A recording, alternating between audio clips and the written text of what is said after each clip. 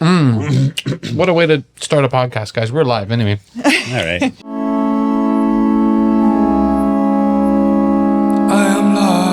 Ladies and gentlemen, we have been MIA for a while, but we are back. Faithfully Ever After is back. Who is doing the intro?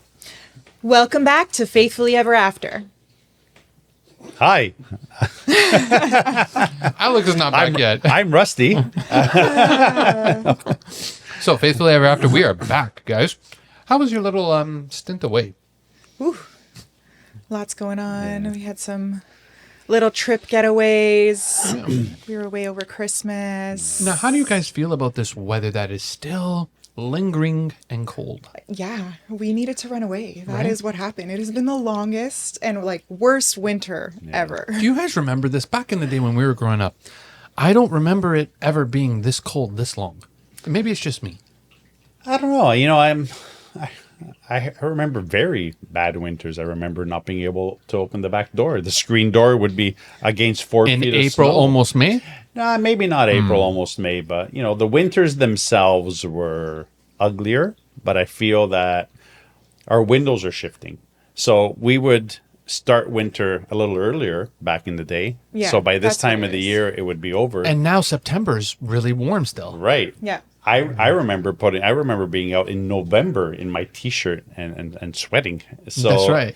We've shifted a little bit, and really the seasons are man-made. We tell the calendar when the seasons start. So we don't know over, thousands of years where that shift really was. We had an ice age. We had, there's been different environmental movements that have happened. So maybe this is a shift. Maybe that's what we're experiencing. Yeah, we were in December, and I'm like, where is the snow? Yeah. We wasn't sure if it was going to be a white Christmas. Right? Well, no, not this summer. Not this winter. Well, we got this one winter or two hits. Nailed. We got 1 or 2 hits, I feel like, in December. One or two? I think it was a lot more. I feel like it never stopped snowing this year. Yeah. Am I wrong? Maybe I'm wrong. Maybe it's because we were away that I didn't feel it. Oh, actually, no, that is true. That's true. me. We were away and they were getting hit here. We actually had our flights canceled because we were because of the weather that's here. Right. Yes, we were in right. Florida and we couldn't get back. That's Also, right. you had to stay. Yeah, unfortunately. Oh, I know it's so difficult. I know. Yeah. All right. So we missed a few of the bad ones. That's okay. So now we are back. We are ready. We are pumped up, and we got 4 incredible episodes, and we are going to be doing them for everyone now. Episode 1 is called, Maya? Is marriage still the goal, or is it just an option? Whew, powerful stuff. But as we always start off every episode, we have a scripture. So it's from Ecclesiastes 4, and it's verses 9 to 12, and it says, 2 are better than 1 because they have a good return for their labor. If either falls, one can help the other up. But pity anyone who falls and has no one to help them up. Also, if 2 lie down together, they will keep warm.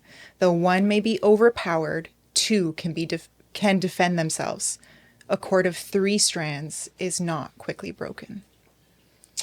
There's a lot to unplug there or unbox. There so is. What's your take on that particular scripture? Key thing is 2 is better. 2 is better than 1, and 3 is even better. So anything in life, you're trying to do it on your own, you usually don't get too far. Pull somebody in to give you a hand and help you out, or be there to help somebody else. You're going further. And even more so, pull God into the mix. And, as it says here, that's what it's speaking about when it says a cord of 3 strands is not quickly broken. Yeah. When God is in it, it holds together. Here's the thing, though, Alex. I want you to start with this one. The culture has shifted, though. The problem is marriage used to be very sacred. It used to be the goal for every family, for every relationship, for every beginning of something beautiful. Now the culture is different. Now people are not even having kids. No one wants to get married. Why do you think the culture has shifted so much? It's just easy. People are together. Getting married is easy. There isn't. Back in the day, there would be a vetting system, right? So the bride's parents would, or the bride-to-be's parents would have to vet and approve of the marriage. Now they're married after a dinner downtown, and they go and they get married. But it's true, it's just very easy. But then the divorce is also very easy as well. So that's where... No. Anyone I know who's walking through divorce would not agree with that right, statement. But it begins very easily. So it may not end easily, but it begins easily. Like they say, I want a divorce. That's right. That's easy. But Yeah. So people are quick to give up. That's right. So it That's what goes it is. back to a conversation that we had many episodes ago where in life things have become disposable and it becomes easy to replace things. And I think marriage is the same. So let's bring a little bit more context into that. And Maya, I want you to jump on this. I want to actually say verbatim what we have written down here. Marriage is being delayed or avoided. Independence and self-focus are often prioritized over building something lasting with another person. Do Yeah. you feel now? What is your take on that? Yeah, so that's what I was going to say is I think the culture shift for us today is that people are self-focused. So they're walking into relationships so focused on themselves and what am I going to get out of this and what do you have to offer me? And when that desire or that goal that you set for yourself isn't met, you're like, all right, I'm out. You're not offering me what I need. Instead of being like, what can I offer you? And I think that's the biblical difference is you're walking into relationships not for self-gain, but for what can I bring of value? And I think, before we even get into marriage, the goal needs to be what if I want my marriage to look a certain way and I have a perception of what it should be, then who do I need to be to bring what is needed for that type of relationship, right? Right. So I think that's the shift. I think as soon as you're like, it becomes optional because you're like, well, if I can do it on my own, and the idea is I can't do it I don't need you, right? If you're not adding any value, I don't need you. So Yeah. Well, not only that, there's also the side of I'm having fun. I'm enjoying my life. Why do I need to settle down? Can I say something to that? No, Yeah, hold of on a course. second. Wait. I know some people that are single. Here's where I'm sad for that situation, okay? I understand being single means you got the free life. You don't have to talk to anyone. You don't have to ask anyone for permission. You don't have to, The problem is that becomes real lonely real fast. Mm-hmm. Well, yeah, eventually it will become very lonely because, the music will come to an end at some point because you're not 20 years old forever. Sorry. And at some point you get to a stage of life where you say, well, I made a mistake and maybe I should settle down. But at that point, it's not too late, but you're so far gone. You've got less runway ahead of you than you have behind you. And to start at that stage of life is usually a little more difficult because everyone else that it was already in that mindset is already married. Here's the thing, though. Are people forgetting their faith? And is that why they're veering away from the covenant of marriage? Well, 100%. That's where it comes, the whole party scene comes into play, right? If you were saving yourself for marriage and it was a covenant before God and that was something that was a priority in your life to live out, it's gone because you're partying, you're out, you're vacationing, dating, everybody under the sun. So that's kind of where I feel a lot of our society is at today, right? But God, Go ahead. God designed marriage for partnership. There's purpose in marriage. You're building something together. And that's when you're not thinking just about yourself and you're thinking we're in this together and you're building something together. That is where there's purpose and meaning and why we should be thinking of marriage, right? It's you're in it together. What are we building together? It says in this verse, two are better than one. And that's what it means, right? There's so much more that you can accomplish together than individually. So a lot of people are going to, give us some kickback right now because they're saying, well, it's because you guys have a perfect marriage. No, I think we need to bring that into the limelight right now. Listen, we have just as many problems Yes. as anybody else. It's just how we navigate them is And what's remembering different. we're on the same team. Of course. And, we go through troubles and we support one another and we lean on God to get through it. So we have the same problems, except how we navigate them and who we navigate them with is different. We don't rely on our friends. We don't rely on our family. We walk through things together and we rely on God to get us through it. Maya, there's a term called the modern challenge. Temporary relationships and emotional detachment have replaced long-term commitment, creating instability and repeated emotional fatigue. Now, how do we tell people, okay, we're not forcing them in a relationship, but why are you giving up so easily on those relationships? Where do you think the society nowadays is just missing it from previous generations? Yeah. I think, you walk along life and you get hurt. And when you're stepping into the dating world, and living out unhealthy habits, those hurts start to compile and they impact how you move forward, right? You're more resistant to wanting to step into another relationship. I think that's where people start to be like, no, I am okay on my own, because they're not willing to walk through the challenges. We're wired to walk away from hard things. We're wired not to go towards them. Things get hard and we bail, right? And I think that's part of it. I think, we're wired for comfort, and relationships, as we can comfort each other. But the truth is, they're not always easy. They're not always, you got to walk through the difficult moments. Of course. And then we're in a different mindset, but we should be preparing, not waiting. And the waiting creates a lot of this. But preparing for marriage is intentional. Mm-hmm. Waiting is passive. So if you're going to sit and just wait and then say, well, this isn't working, and I'm going to be this independent, and I can do it on my own. And that's kind of what comes from it, right? No one is preparing for marriage anymore. It's not even on the table. It's not in the cards. Everyone's just waiting. If it happens, it happens. If it doesn't, it doesn't. But that's passive. Yeah. Nothing comes from waiting. So they're not preparing because... I don't think they're interested. I don't think it's something that's in the cards for them, right? They're not. It's not a mindset for them. Is this a Canadian thing? So maybe we have to bring some perspective here for all the listeners that may not be here in Canada. Is it a Canadian thing? Because in Europe, I don't know. I know. I'm just thinking that. In Europe, I feel like in Italy, it's like still very much... You gotta meet the mom and dad, and the mom may, or the grandma may set you up with someone, or set you on fire. Depending on how she feels. I can think of cousins and family that I have back home, and I would say their mindset is the same as what we're talking about right now. Oh, they don't want to get married anymore, but like I said, they've walked through hurts. They've gone through things and walked away, and now they're like, I don't need that. I don't need to risk that. I don't need to risk losing again. I don't need to risk the hurt. But some of the hurts, I'm thinking about some of the people who are walking through things. Some of the hurts are self-inflicted. Yeah. It's them. It's them. It's their mentality and how they see things. But because we're so outward focused, the other person's always the problem. We never self-reflect, and it's like, how can I be better? What part did I play in this, argument or confrontation or conflict? Like, it's always, you did this, you did that. Of course.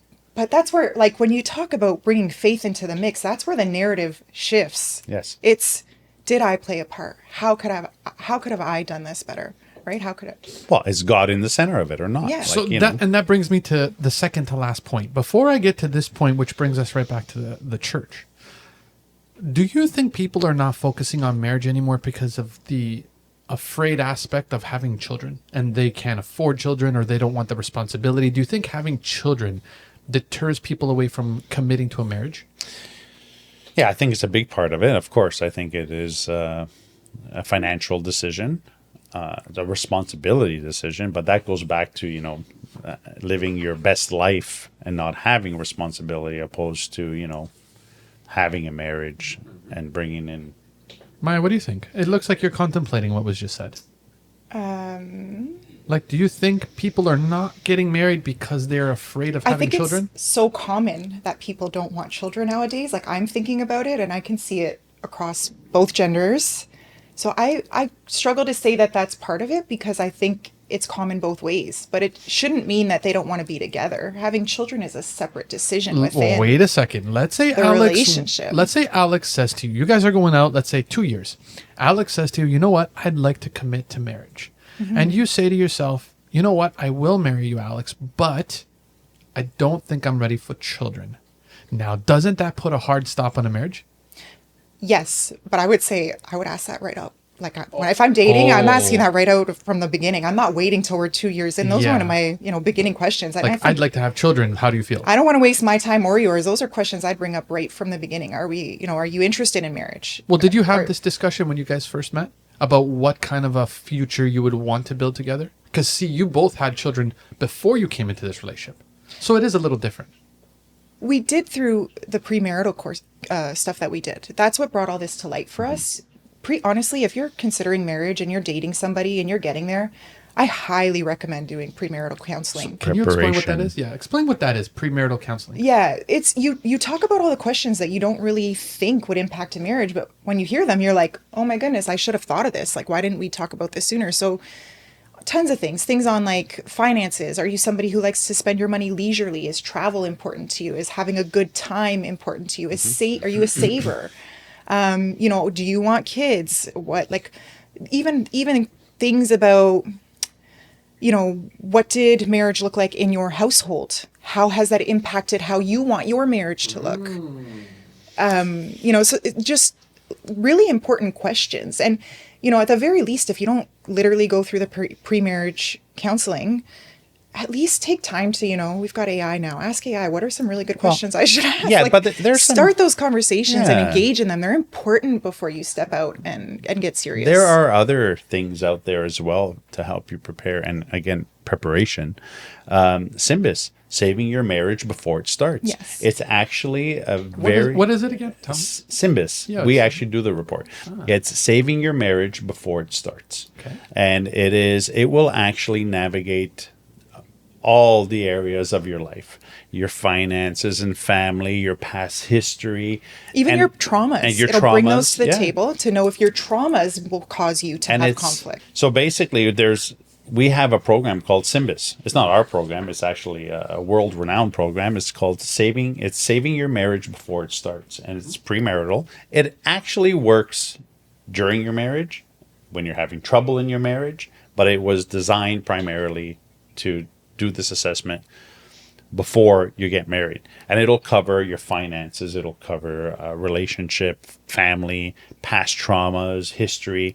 And there's times where you have to sit with a couple and actually tell them that your score is not good, and you have these areas that you need to work on and focus if your marriage is going to be successful, and you have to be mindful and intentional. Keep these things into consideration. That's right. How are you going to have healthy conflict if both of you, have these histories of things and ways that you respond to conflict? So you need to keep in mind that's how your partner is going to respond to this while you're navigating some of that stuff, right?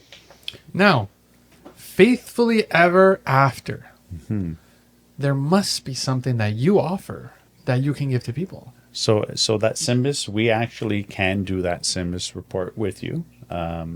It starts off with, we'll send you off a link. You can find it all on our website. We'll send you off a link, and you will do the test independently. So you and your significant other will engage in this. It's a series of questions. I want to say it's a test. Well, it's a series of questions. It's an assessment. It's an assessment. You'll run through the assessment, and then we will help you dissect it. We'll go through section by section by section and explain to you what it means, what the scores mean, what the assessment is saying, and help you navigate through it. So every part of your life is a chapter. Would you agree? Yes. The next chapter of Faithfully Ever After, this is season 2. This is our beginning, our reckoning of, we had our first season, this is our second season. Now that it's our second season and we're starting from the beginning, where can people find you guys? You can find us at Faithfully Ever After on all of our socials. We've got Instagram. You can find us on YouTube. Our website is faithfullyeverafter.ca. You can access even the Symbis right there, and a lot of other resources. And if you go into Linktree, we have all of our social links there. So you can Faithfully Ever After. Completely. Right. You can find the website. You can find Instagram, TikTok, YouTube, and our podcast. Everything is there. Now, I wish we had a tagline. I really, really wish we had a tagline. But Me wait, too. we do have a tagline. What is it, guys? We are rooted in faith, growing in love. That's right. Faithfully Ever After. Thank you, Till Alex. next I knew time. you were rusty. I could see it in your face. I got you.